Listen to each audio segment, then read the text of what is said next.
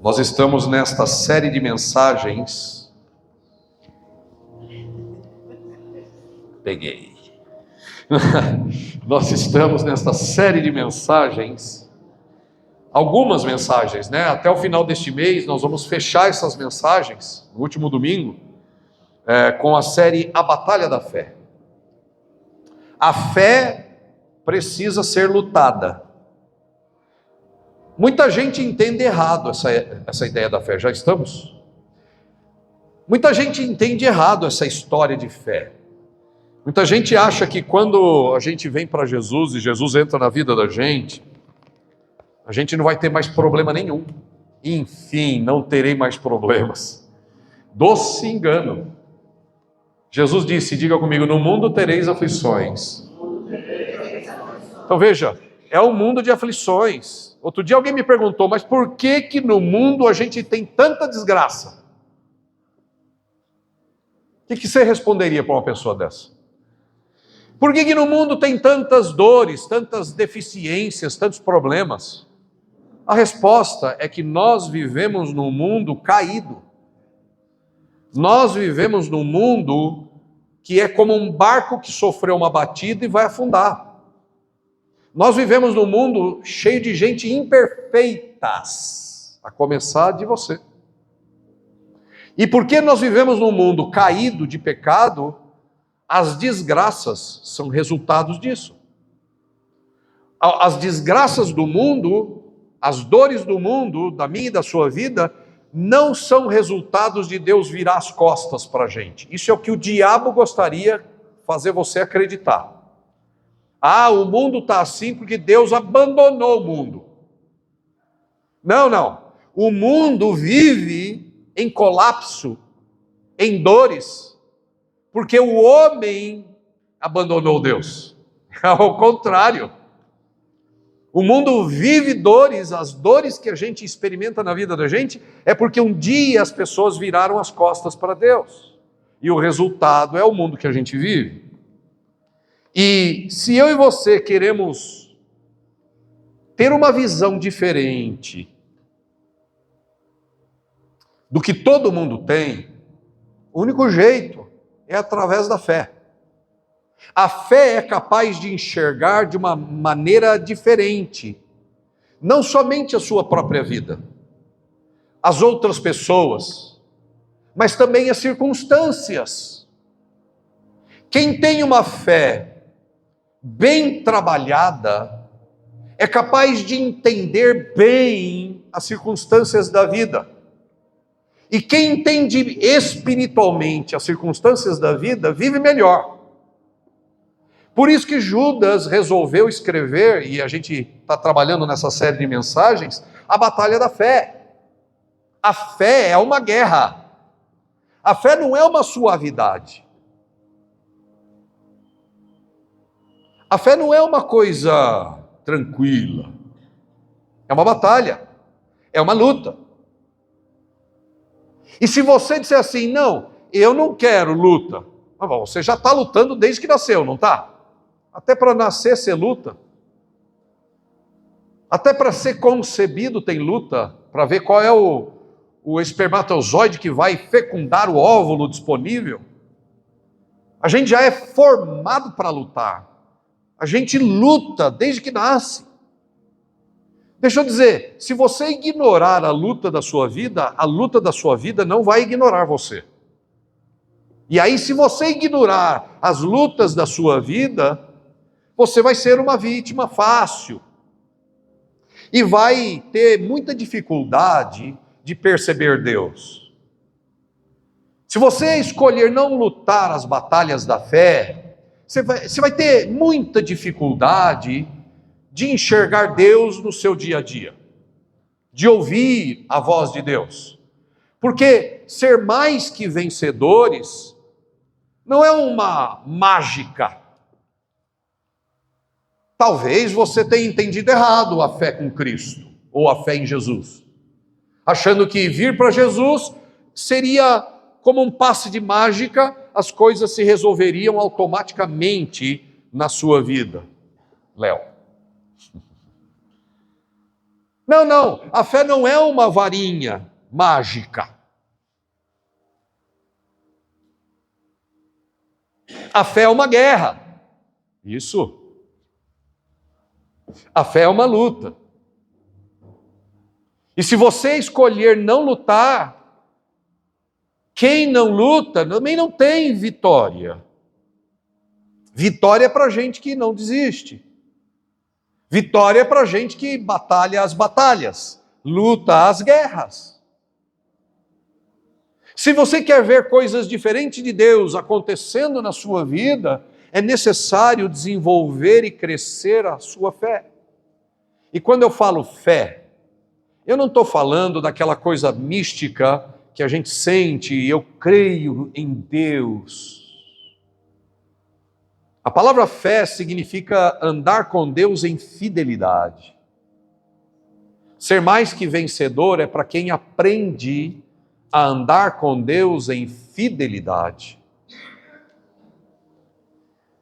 Olha só, o tema de hoje é um tema difícil. Mas é assim, a Bíblia, quando você abre a Bíblia, muita gente faz isso. Duas formas que eu recomendo que você não leia a Bíblia. Vamos lá de novo. Duas formas que eu recomendo que você não leia a Bíblia. Não recomendo você ler a Bíblia dessas duas formas. Primeiro, não leia a Bíblia como se fosse uma caixinha de sorte. Como se você fosse aquele papagaio daquela caixinha que tira um bilhetinho da sorte para você. Deus não é fabricante de biscoito japonês, que você quebra e tem uma mensagem positiva lá dentro. Um único motivo, eu poderia dar 1000, mas eu vou dar um único motivo para você não ler a Bíblia feito uma caixa de sorte. Como é que se lê a Bíblia como caixa de sorte? Você, Senhor, fala comigo, e pau, abre a Bíblia e lê o primeiro versículo que você conseguir. Não leia a Bíblia assim. Esse é um jeito errado de ler a Bíblia. A Bíblia não é uma caixinha de sorte. A Bíblia é para ser lida, estudada, orada, pesquisada, profundamente. É espírito. Se você ler a Bíblia como uma caixinha de sorte, sabe o que pode acontecer? Uma hora dessa você abre a Bíblia assim, ó, pá, e cai naquele texto que Judas foi e se enforcou. O que você vai fazer? E aí você abre a Bíblia, Senhor, fala comigo hoje, pá, e foi e se enforcou. E aí? E se você é mãe, e aí você abre a Bíblia assim, ó, pá, e sacrificou o seu filho Isaque no altar. E aí no texto lá que fala de um sujeito que jogou-se no precipício, pá, entendeu? Então a Bíblia é um livro para você entender com o Espírito. Não leia a Bíblia assim. Segundo, não leia a Bíblia e pule as coisas difíceis. Não pule as coisas difíceis. Tem gente que começa a ler, e tem pregador que faz isso também. E eu não julgo ninguém, mas eu peço misericórdia de Deus para que quando eu estiver pregando a você, e a gente chegar num texto difícil, porque te aperta, e me aperta, e eu pule. Não, só quero pregar coisa boa. Eu não sou desses profetas falsos que só fica pregando coisa boa. Se você quer ouvir só coisa boa, você precisa procurar uma falsa igreja. Para ouvir só coisa boa, só coisa que te agrada, você precisa frequentar uma falsa igreja. Porque a igreja de Jesus, de verdade, vai pregar a verdade completa, com começo, meio e fim. Então eu posso garantir que você está numa igreja que prega a palavra de Deus de maneira completa. Sim ou não? Então tá, vamos ler o texto de Judas, capítulo de número 5. Desculpa, não tem capítulo 5. Capítulo 1, só tem um capítulo. Judas, capítulo 1, verso 5 ao 11, e diz assim a Bíblia. Verso 5 ao 11 diz: Quero, portanto, recordar-vos, embora já estáis bem informados sobre tudo isso, que o Senhor libertou um povo do Egito, contudo, mais tarde, destruiu totalmente os que não creram. E quanto aos anjos que não guardaram a autoridade e santidades originais, mas abandonaram seu próprio domicílio, Deus os tem mantido em trevas, presos em correntes eternas, para o julgamento do grande dia. De maneira semelhante a este, Sodoma e Gomorra, as cidades circunvizinhas entregaram-se à imoralidade e a todo tipo de depravação sexual, estando sob castigo do fogo eterno. Essas cidades nos servem de exemplo. Ora, estes, da mesma forma como alucinados inconsequentes, não apenas contaminam o próprio corpo, mas rejeitam toda autoridade instituída e caluniam os seres celestiais. No entanto, nem mesmo o arcanjo Miguel, quando argumentava com o diabo e batalhava a respeito do corpo de Moisés, se atreveu a fazer qualquer acusação injuriosa contra o inimigo, limitando-se a declarar que o Senhor te repreenda. Apesar disso, esses tais levianamente difamam tudo o que não compreendem e se corrompem até nas atitudes mais simples, que aprendem por instinto como animais irracionais. Verso 11: ai deles, porquanto trilharam o caminho de Caim, ávidos pelo lucro, se jogaram no erro de Balaão e foram tragados pela morte na rebelião de Corá. Obrigado, Pai, porque a Tua palavra é poderosa e fiel. E nós queremos ver o Jesus ressuscitado operando no nosso meio. Os que creem, digam amém. Esse texto bíblico está falando dos homens e mulheres que abandonaram a fé, a consciência fica depravada, começam a praticar todo tipo de coisas ruins, especialmente colocam a sua sexualidade a serviço de qualquer prática sexual. E é sempre assim, quando as pessoas viram as costas para Deus, corrompem a mente, no final é depravação e práticas erradas, sempre. Na história do mundo é assim sempre. E Judas está escrevendo para os irmãos da igreja, dizendo: olha, vocês, diferente dessas pessoas, vocês precisam aprender a batalhar pela fé, a desenvolver fidelidade, a ser fiel sempre. Deixa eu dizer uma coisa, gente. Uma não, várias. É verdade que Deus é um Deus longânimo. E é verdade que Deus é um Deus misericordioso. O que significa Deus ser um Deus longânimo? Significa que Deus tem uma paciência inigualável. Ele tem um ânimo longo, ele espera pelas pessoas se arrependerem dos seus pecados. Olha para o mundo que você vive. No calendário cristão, esse mundo tem quase 3 mil, caminhando para 3 mil anos. 2025 anos. No calendário cristão, esse mundo tem 2025. No calendário judaico, esse mundo que a gente vive tem mais de 5.000 anos. 5.300, sei lá o quê.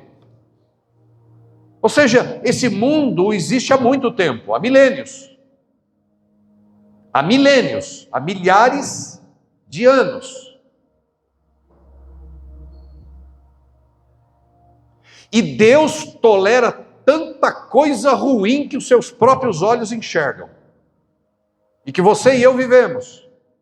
E não só Deus tolera coisas dos outros, Deus tolera as suas coisas ruins. Deus tolera as minhas coisas ruins, as nossas. E Ele não acabou com esse mundo ainda. Então Deus é um Deus que espera o quê? Ele espera que as pessoas conheçam a verdade. Deus é um Deus que está à expectativa de que as pessoas se arrependam quando elas conhecem a verdade. Quando elas ouvem a verdade, Deus fica na expectativa de que elas se arrependam e se entreguem a Deus. Deus é longânimo, mas como você vai aprender nessa manhã, Deus também é justo. E essa é uma da face de Deus que as pessoas querem ignorar. Deus não é somente longânimo, misericordioso, paciente, bondoso, amoroso e que morreu na cruz por nós. Esse mesmo Deus é justo. E quando a gente diz que Deus é justo, nós estamos dizendo que Ele julga. E quando nós estamos dizendo que Deus julga, nós estamos dizendo que também Deus derrama juízo.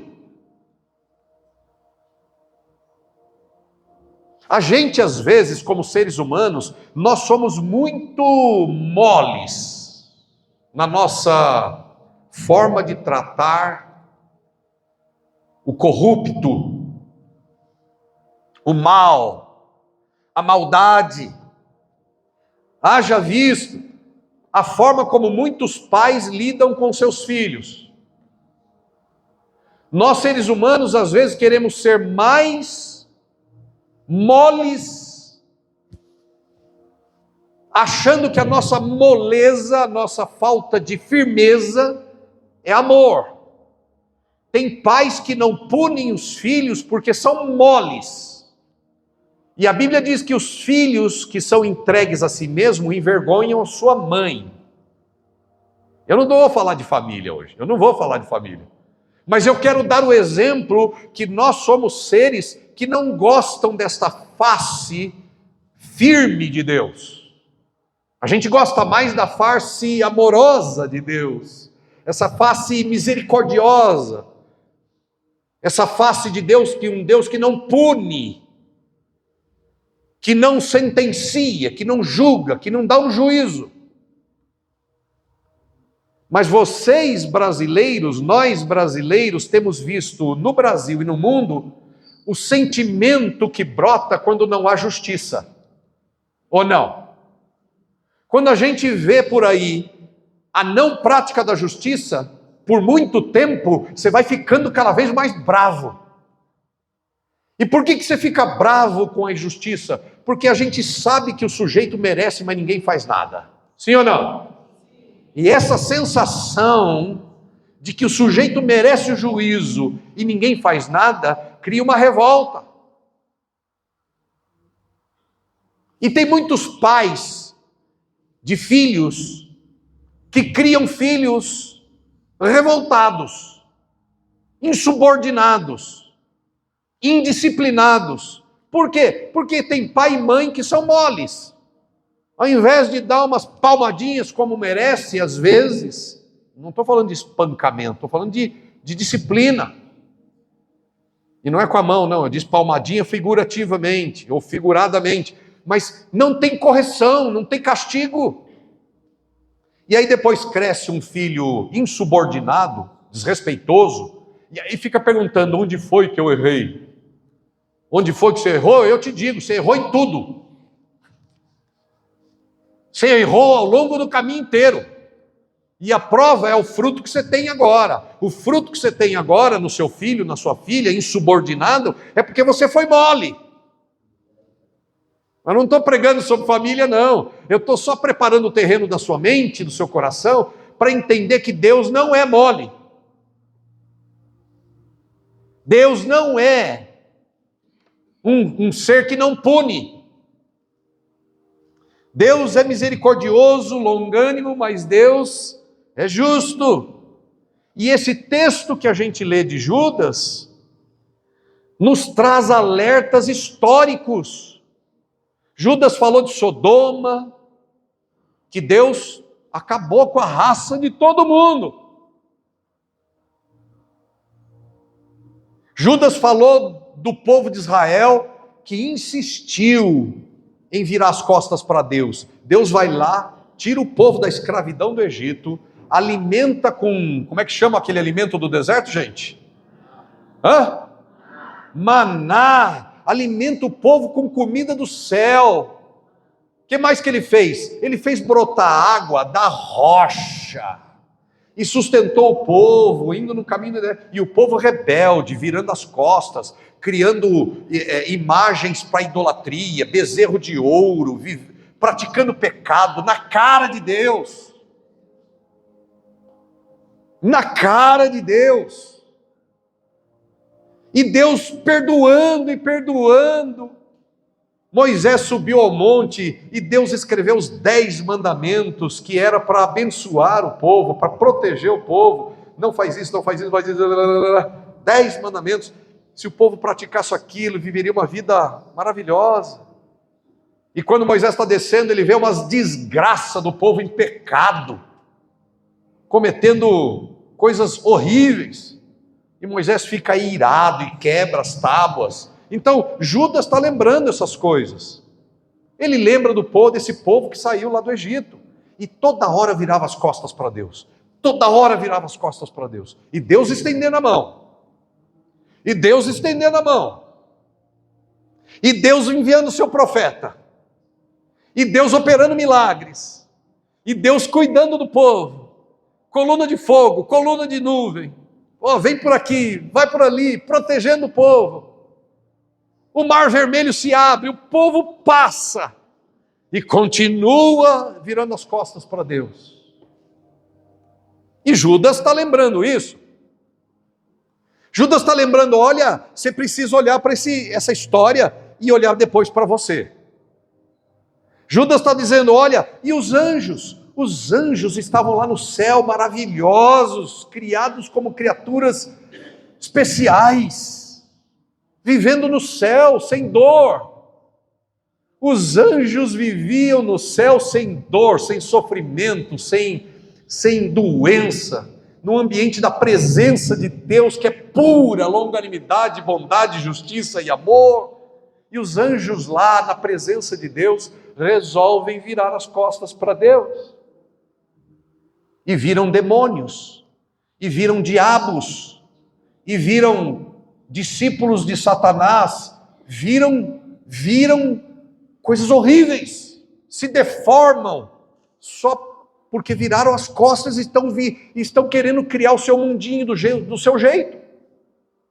E a Bíblia diz que Deus os encarcerou, Deus os meteu na cadeia, onde a gente não sabe, e os colocou no cárceres, estão acorrentados, reservados para o dia do juízo, para serem totalmente destruídos.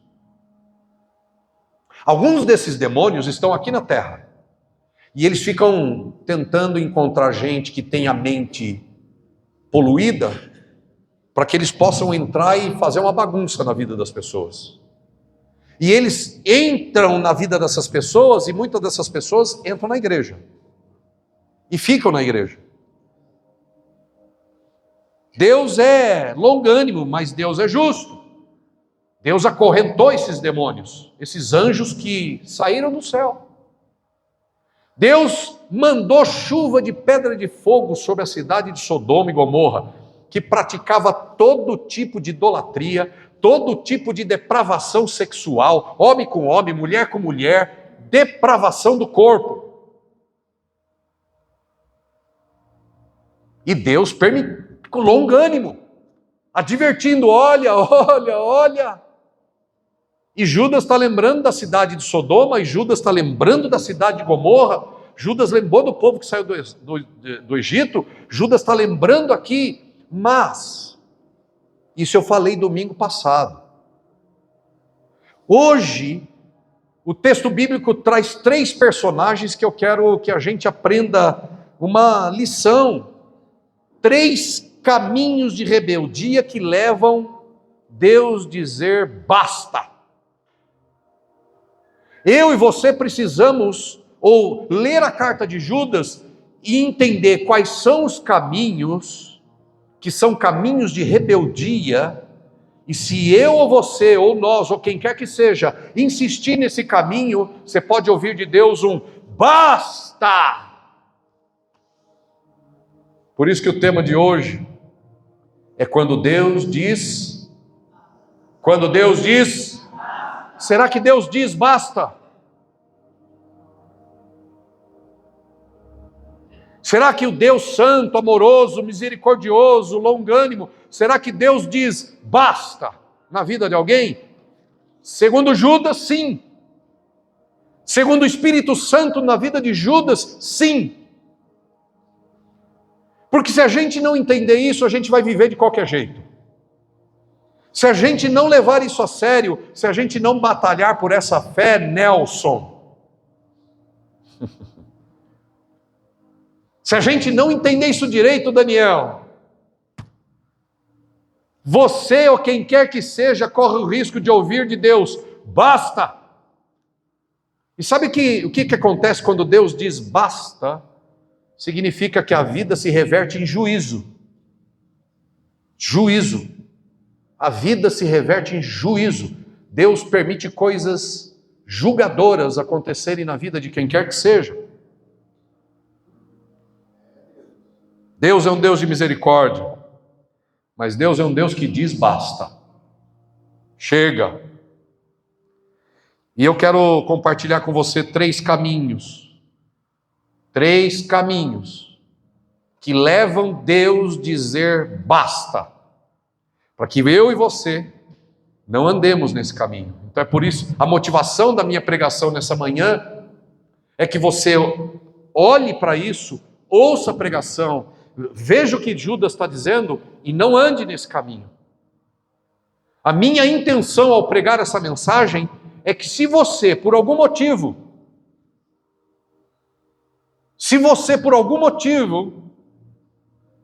entrou num desses caminhos que provocam Deus dizer basta, saia dele. Veja que Deus é um Deus amoroso, assim como Deus enviava os profetas, nessa manhã é uma manhã de profecia, e Deus sempre enviava profeta para poder livrar o povo do caminho errado.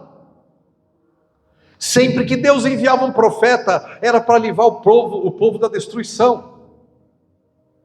Que essa manhã, eu e você, a gente entenda que Deus está profetizando aqui nessa manhã, porque Ele tem interesse em livrar a gente do precipício. O desejo de Deus não é de te punir, o desejo de Deus é de te advertir. A intenção do Pai, a intenção de Judas, que se converte na minha intenção, é dizer para você, cuidado, verifique o caminho que você está andando, para que Deus não tenha que dizer para você, basta. O primeiro dos 3 caminhos de rebeldia é o caminho de Caim.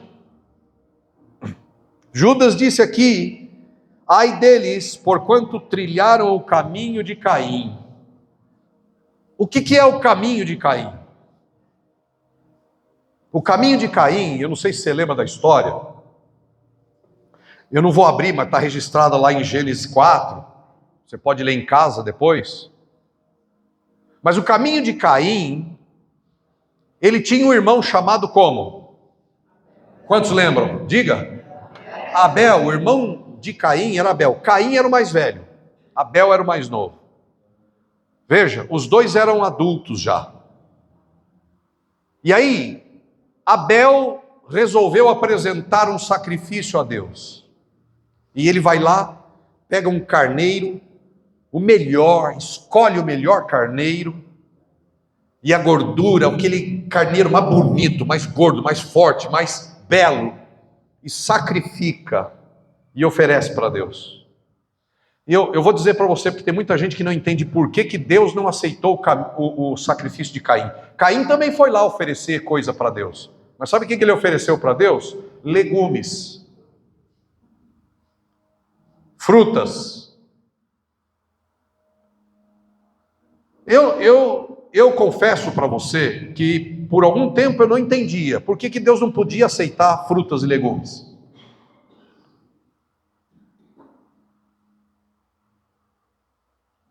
Às vezes a gente entra no caminho de Caim, porque a gente não oferece a Deus o melhor. A gente pode oferecer mais, mas não oferece. A gente pode dar mais a Deus, mas não dá. A gente pode sacrificar a Deus alguma coisa melhor, mas não faz. O caminho de Caim é oferecer um sacrifício que não é sacrifício. Fruta não pode ser sacrificada. Deus não aceita sacrifício de coisa inanimada. Não dá para oferecer a Deus berinjela. A berinjela não tem vida nela mesma. A berinjela não tem sangue. A berinjela não tem racionalidade, não tem intenção. Frutas e legumes não têm vida. Frutas e legumes e raízes não simbolizam um sacrifício perfeito. Andar no caminho de andar no caminho de Caim é oferecer a Deus coisas fajutas.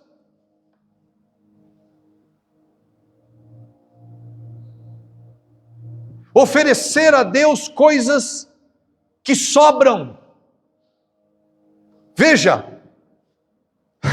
a história de Adão e Eva, quando Adão e Eva pecaram, o que Deus fez? O que Deus fez quando Adão e Eva pecaram? Você lembra o que Deus fez? A Bíblia diz em Gênesis, você vai ler lá em Gênesis, nos primeiros capítulos, a Bíblia diz que Deus sacrificou um animal, tirou a pele dele e fez roupa para Adão e para Eva. O primeiro sacrifício de um animal na história, quem fez foi Deus, e ele fez para cobrir o pecado de Adão e Eva, e era um animal, não era uma mandioca, não era uma berinjela ou um tomate. Eles bem que tentaram, porque quando Deus foi procurar Adão e Eva no jardim, e eles se esconderam, e eles coseram, eles traçaram folhas, e fizeram uma tanguinha e um bustier de folhas. Quando olhou Deus aquele biquíni de folhas, aquela roupa de palha, falou: não, isso não está bom, vocês precisam de um verdadeiro sacrifício. E sacrificou um animal, e fez uma roupa de couro, e matou um animal com vida, que tem sangue, símbolo do sacrifício de Cristo, desde o Gênesis. É o sacrifício que cobre pecado. E quando Caim vem oferecer a Deus, ele sabia da história dos pais dele, Adão e Eva. Por que ele veio com legume? Por que ele veio com fruta? Por que a Caim trouxe para Deus alface, rúcula, hidropônica? Sei lá como é que chama a rúcula. Hidropônica, sei lá como é que é o nome daquela rúcula. Não. Caim sabia muito bem, assim como Abel sabia, que tipo de sacrifício era agradável a Deus. Um animal escolhido a dedo, o melhor. Irmãos, Judas está advertindo a gente, para que a gente não ande no caminho de Caim, porque o caminho de Caim é um caminho de uma fé frajuta, de uma fé falsa, de uma fé fraca. O Espírito Santo está falando com você nessa manhã e comigo também, e dizendo: não ande no caminho de Caim. Quando você vier oferecer a Deus alguma coisa, ofereça o melhor. Pare de fazer esse negócio da sua vida, porque Deus está vendo. Você pode mais e dá menos. Você pode dar mais do seu tempo e você dá menos do seu tempo. Você pode dar mais do seu talento e você dá menos do seu talento. Você pode dar mais do seu dom e você dá menos do seu dom. Você pode dar mais do seu recurso, mas você dá menos do seu recurso. Você pode dar mais do seu dinheiro, mas você dá menos do seu dinheiro. E isso é o caminho de Caim. Podendo dar o melhor, escolhe dar o que sobra, o pior. Esse é o caminho de Caim. Meu irmão, eu sei que você tem lutas, mas como você acha que vai sair delas? Dando menos a Deus ou dando o seu melhor a Deus? Eu sei que todos nós temos dificuldades na vida. Eu sei que todos nós temos problemas para resolver. Mas como você acha que vai sair dessa vida difícil? Brincando de crer em Deus? Brincando de fé em Deus? Brincando de perdoar e não perdoa? Brincando de amar e não ama? Brincando de ajudar e não ajuda? Brincando de ofertar e não oferta? Brincando de dizimar e não dizima? Ou você acha mesmo que Deus Santo não está vendo? Você acha mesmo que o Deus justo não está olhando? Talvez as durezas que você esteja provando seja já juízo de Deus. E hoje Deus está falando com você, sai dessa. Hoje Deus está te dando uma chance de sair do caminho de Caim. Abel ofereceu o melhor, escolheu a dedo e tinha vida. Deus quer você, e não migalhas de você. Você ouviu o que eu disse? Deus quer você, e não migalhas de você. Deus não é um Deus que aceita migalhas, nem de você, e nem de nada do que é seu. Ou você dá por inteiro, ou Deus não recebe as migalhas. Não ande, mas saia do caminho de Caim.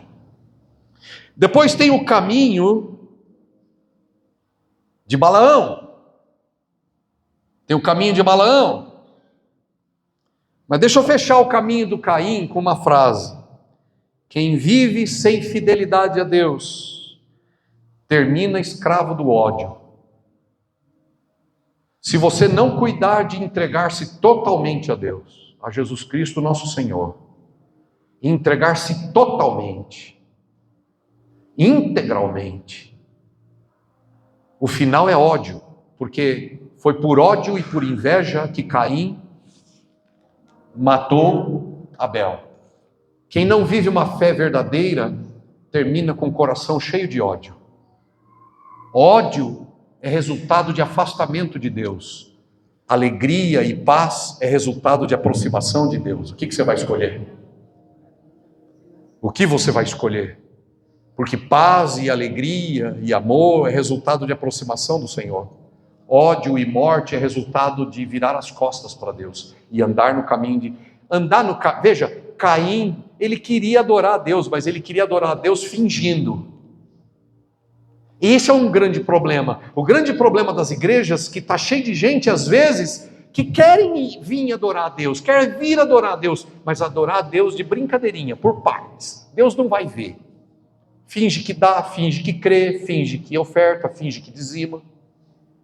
Finge que serve, finge que ama, finge que perdoa. Deus não aceita fingimento. Nosso Deus, na pessoa de Jesus, disse: eu sou o caminho, eu sou o caminho, eu sou o caminho. Para no meio do caminho. Eu sou o caminho, a verdade. Deus não aceita coisas pela metade. Pela metade não é verdade. O que é mentira? Mentira é tudo que parece verdade, mas é mentira. E uma meia verdade? É uma mentira inteira. E 10% de mentira é outra mentira inteira. E se eu mentir 1%, é outra mentira inteira. 1% de mentira é uma mentira inteira. 90%, 99% de verdade é uma mentira inteira. Ou a gente anda na verdade, ou a gente não anda por Jesus. Jesus Cristo de Nazaré quer que você e eu andemos na verdade. Saia do caminho de Caim. Outro caminho destrutivo é o caminho de Balaão. E esse caminho é um caminho que fala não somente com o povo, mas fala também com os líderes. Comigo. E vocês não têm ideia que eu, antes de pregar essa mensagem aqui, eu orei e disse: Senhor, por um acaso, sem eu perceber, eu estou andando no caminho de Balaão de alguma maneira. Porque eu não posso vir aqui pregar como quem está falando a verdade, mas é uma meia verdade. Eu não posso vir aqui pregar para você, sendo que eu também não estou debaixo do mesmo microscópio. Eu não posso pregar para você, sendo que eu não estou ouvindo a mesma verdade. Eu preciso olhar para mim também, eu preciso olhar para mim também, eu preciso analisar o meu próprio coração, eu preciso olhar a minha própria mente. Se eu me julgo um pregador da verdade, eu preciso andar na verdade de maneira inteira. E se eu não sou um pregador da verdade, o que você está fazendo aqui me ouvindo?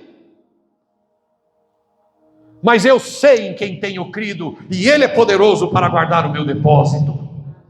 Eu ando na verdade, não porque eu seja bom, mas porque Ele tem me sustentado. E eu perguntei, Senhor, eu vou falar sobre o pecado de Balaão? Eu preciso saber, Senhor, o Senhor olha para mim, o Senhor vê o quê? Será que eu estou andando no caminho de Balaão, Senhor? Será que eu estou andando no caminho torto sem perceber? E eu orei. E eu estou aqui pregando. Porque Ele me liberou. Será que Ele liberará você? Só você e Deus sabem. Mas o caminho de Balaão, Balaão era um homem que conhecia a voz de Deus. Ele era profeta. Ele conhecia a voz de Deus. Deus falava com ele. Só que aconteceu um problema. Apareceu um rei na vida de Balaão chamado Balaque. E Balaque queria derrotar o povo de Deus, o povo de Israel. E ele era um rei poderoso, rei dos caldeus. Uma pessoa influente. Vamos traduzir para o dia de hoje. Balaque era um sujeito influente, de posses, era rei. E o Balaão era profeta. E ele queria destruir, o rei dos caldeus queria destruir o povo de Deus. Chamou o profeta e disse, me ajuda a destruir o seu povo. E aí Balaão falou, não, de maneira nenhuma eu vou fazer isso. Eu não vou permitir isso. Eu só vou seguir o que Deus diz. Aí os mensageiros levaram isso para o rei lá. Aí o rei mandou dizer, chama ele aqui que eu quero ter uma conversa com ele. E diga para ele que eu vou dar para ele tudo o que ele pedir. Opa! Para encurtar a história, o rei dos caldeus começou a seduzir aquele líder, com glória, com honra, com dinheiro, com posses, com terras, com bens materiais. E Balaão foi sendo seduzido pelo dinheiro, foi sendo seduzido pelos bens, pela glória, pelo poder, pela honra, pela bajulação. Ele foi cedendo. E aí, o erro de Balaão, o caminho de Balaão, que muitos cristãos cometem, é deixar o dinheiro tomar o lugar que pertence a Deus.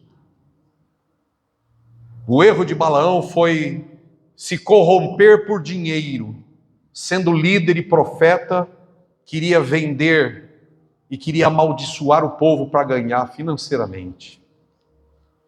Até a mula falou com Balaão. Vocês conhecem a história da mula que falou com Balaão? A mula falou com Balaão. Quando a gente para de ouvir a voz de Deus, até os burros falam com a gente.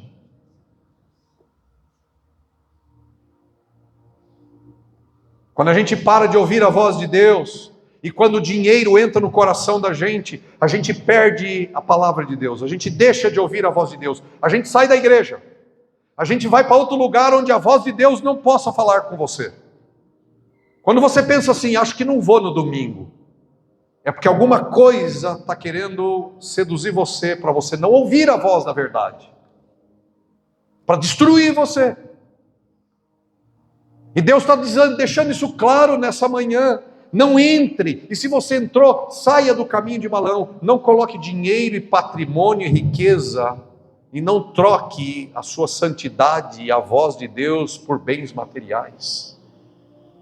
Não caia no engano de gente que fica seduzindo você, olha, vamos lá naquele churrasco cheio de riquezas, gorduras e maravilhas. O churrasco é a menor coisa que a gente troca. O ruim é trocar a ética, trocar a moral, trocar o Senhor, trocar a verdade. Vender a verdade. Não coloque nem o dinheiro, e muito menos os prazeres e confortos acima do seu Deus. Esse é o caminho de Balaão, que colocou dinheiro, prazer e conforto acima de Deus, acima da obediência a Deus. Esse caminho é um caminho de dores e julgamentos. Terceiro e último, caminho de Corá. Caminho de Corá. Quem foi Corá? Corá foi um sujeito que era membro do grupo do povo de Deus quando Moisés era o líder. O que é o caminho de Corá? O caminho de Corá é as pessoas que se tornam rebeldes, desobedientes às autoridades, falam mal de autoridade, especialmente autoridade espiritual. Corá, só para eu dizer para você, o juízo que Corá e todos os discípulos dele sofreram, é que Deus falou: eu vou punir você com juízo. Abriu a terra e todo mundo caiu lá embaixo. A terra engoliu todos que se rebelaram contra a autoridade de Deus na vida de Moisés e de Arão. Moisés e Arão eram e simbolizavam a autoridade de Deus, assim como o pastor simboliza a autoridade de Deus numa igreja. Assim como a liderança da igreja simboliza a liderança da igreja, a autoridade de Deus na igreja. Eu não sou Deus, eu não sou Jesus. Eu sou imperfeito e eu cometo erros. Mas isso não significa que Deus tira a autoridade daqui, a não ser que eu viva em pecado. Se eu viver em pecado, o mesmo que acontece com Corá acontece comigo. A minha vida para de ser abençoada. Enquanto eu prego, aqui e agora, entre o que eu falo e o seu ouvido e coração, tem Espírito Santo atuando na sua vida. Por isso que você volta. Escute. Você quer saber por que você volta aqui todos os domingos? Porque cada coisa que sai da minha boca, até chegar no seu coração e nos seus ouvidos, tem Espírito Santo atuando. E você sem saber por quê.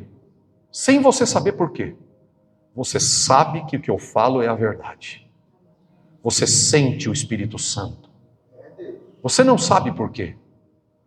E é por isso que você volta aqui aos domingos. Porque Deus usa a minha palavra para abençoar a sua vida, para falar aos seus ouvidos, para ajudar você nos seus caminhos, para fortalecer você, para livrar você da destruição. Você volta aqui porque você recebe de Jesus através da minha pregação. E a minha pregação tem Jesus porque eu guardo o meu caminho. A minha pregação tem o Espírito Santo porque eu me guardo diante do meu Deus. Não é fácil continuar, não é fácil, mas não importa, nunca foi para ser fácil, é só para ser fiel mesmo. Fidelidade sem custo não é fidelidade.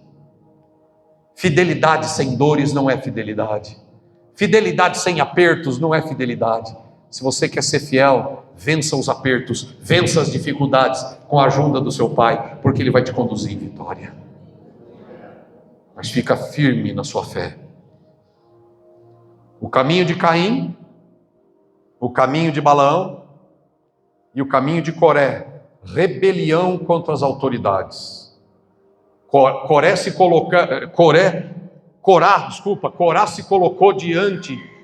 colocou diante da tenda para falar mal de Moisés, para o povo.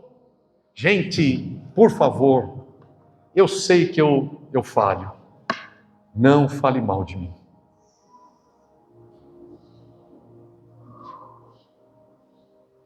Eu não preciso que ninguém fale de mim, dos meus defeitos. Eu sei que eu sou finito e falho. Mas não fale de mim. Porque senão você vai andar no caminho de Corá. A terra se abre e prende você. Ser preso na garganta da terra significa virar uma pessoa que só valoriza o que é da terra. Fica preso na terra. Não fale das lideranças deste mundo, governos, Lula. Não fale mal de autoridades. Não abra sua boca para falar mal de autoridade. Mas ele está fazendo um monte de coisa errada. Não é problema nosso. Quem julga os reis é somente o rei. Não fale de autoridades, porque elas são instituídas por Deus, sabe lá Deus por quê e até quando. Mas eu não sei.